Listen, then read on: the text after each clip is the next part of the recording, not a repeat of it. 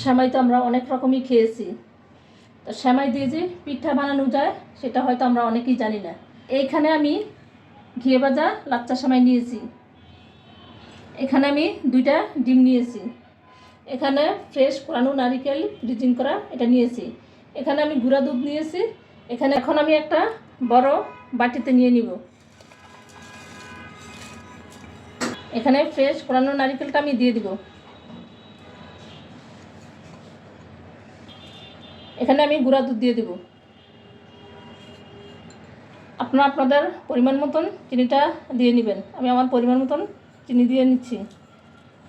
এখানে আমি 2টা ডিম দিয়ে দিব। এখন আমি এগুলা ভালোভাবে হাতে মেখে নিব। এই রেসিপিটা খেতে যে অসম্ভব মজা, একবার আপনারা এইভাবে বানিয়ে খেয়ে দেখবেন। তখন যে আমার ভিডিওটা দেখেছেন শুরুতে একটা লাইক দিয়ে পুরো ভিডিওটা দেখা শুরু করবেন। এভাবে আমি সবগুলা মেখে নিব। এখন আমি এগুলা পিঠার শেপ দিয়ে আমি বানিয়ে নিব। আমি হাত দিয়ে এগুলা বানিয়ে নিলাম। এইভাবে আমি সবগুলা এক এক করে ভেজে নিব। এখানে একটা প্যানে আমি তেল গরম করে নিয়েছি। অল্প আছে এগুলা ভেজে নিতে হবে।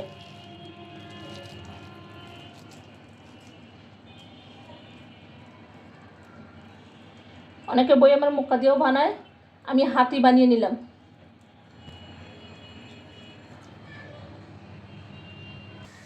এখন এগুলো আমি একটু উল্টে নিব। সবগুলা এভাবে সবগুলো আমি উল্টে নিব। এভাবে লাল লাল করে ভেজে নিব।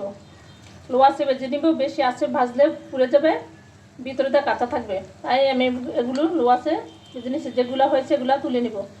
এতক্ষণ পর্যন্ত যারা আমার ভিডিওগুলো দেখছেন তাদেরকে অসংখ্য ধন্যবাদ।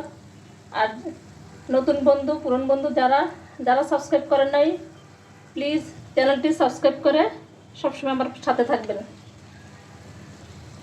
ফেসবুক পেজ থেকে দেখে থাকলে ফলো দিয়ে আমার সাথে থাকবেন। এখন এগুলো আমি এভাবে তুলে নিব। আমার পিঠা বানানো হয়ে গেছে। এভাবে আমার মতন আপনারাও হাতের কাছের উপকরণ দিয়ে একবার বানিয়ে যাকে খাওয়াবেন সে আপনার প্রশংসা করতে বাধ্য হবে, বারবার খেতে রিকোয়েস্ট করবে।